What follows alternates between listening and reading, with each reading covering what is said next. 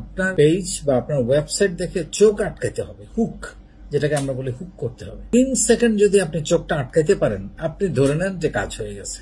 এরপরে সে সময় দিবে, ঢুকবে, ভিতরে ঢুকবে, দেখবে, দেখি কি হচ্ছে। সো সেই জন্য ছবিগুলো খুবই পরিষ্কার, মানে আপনি যদি সেটার মধ্যে পরিষ্কার বলতে আবার যদি আপনি সেটার মধ্যে অনেক বেশি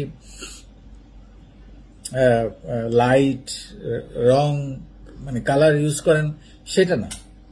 সুন্দর ছকছকে তকতকে পরিষ্কার সুন্দর ছবি, অরিজিনাল ছবি। সামান্য কিছু এডিটিং দরকার হয়, যেটা সেটাকে অনেক বেশি আকর্ষণীয় করার জন্য।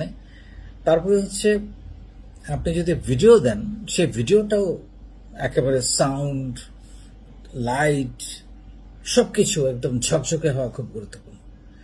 সো এটা হচ্ছে একদম প্রথমে দর্শনধারী, পরে গুণ বিচারী। সো দর্শনধারীটা আপনাকে প্রথমে ঠিক করতে হবে।